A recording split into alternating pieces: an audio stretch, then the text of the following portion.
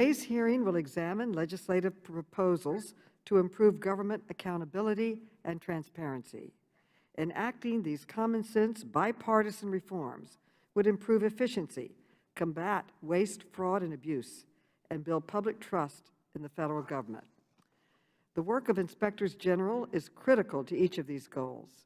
I introduced the IG Independence and Empowerment Act to ensure that its inspectors general can perform their jobs free from political retaliation, and that they have the tools needed to perform thorough investigations. This comprehensive package includes my bill that would protect IGs from being fired just for doing their jobs, and would only allow an IG to be removed for cause based on a defined list of legitimate, nonpartisan reasons. This package also includes bills introduced by several committee members, including Government Operations Subcommittee Chairman Conley, Committee Vice Chair Gomez, and Congresswoman Porter. I want to thank each of them for their hard work on these reforms. Many of these proposals have historically enjoyed bipartisan support, such as giving IGs the ability to compel testimony from contractors and former federal employees. Another bill we will be considering is the Periodically Listing Updates to Management Act, also known as the Plum Act. With the support of Chairman Conley and Congressman Sarbanes, we introduced this bill as part of Sunshine Week back in March. This bill would provide the American people with timely and transparent information about senior government officials. During Sunshine Week, I also introduced the bipartisan Federal Advisory Committee Transparency Act with Ranking Member Comer.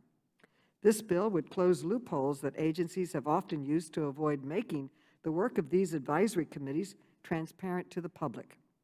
I am grateful to the Ranking Member for his continued support on this much-needed reform. Today, we will also discuss the Accountability for Acting Officials Act, Congresswoman Porter's bill, to amend federal vacancies law.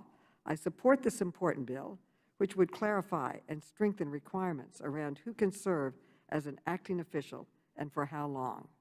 When a Senate-confirmed position is vacant, the bill would also increase transparency with new requirements for agencies to notify Congress about vacancies and for acting officials to testify regularly before Congress.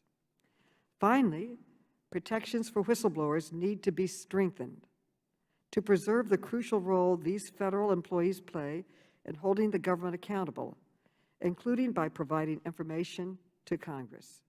These reforms have always received strong bipartisan support. That is why I'm pleased to announce that Representative Mace, Conley, Spear, Johnson, Rice, and I are introducing the Whistleblower Protection Improvement Act today. This bill would clarify that no federal employee, including the President or Vice President of the United States, may interfere with or retaliate against a whistleblower for sharing information with Congress.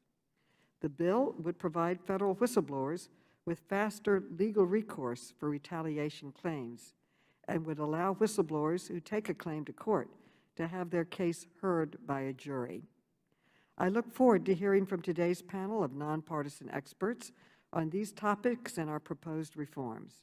Today's hearing is the first step in the legislative process. Going forward, I hope to work with the Ranking Member and all members of the committee to pass these bills out of the committee and enact them into law. I now recognize Mr. Gibbs for an opening statement.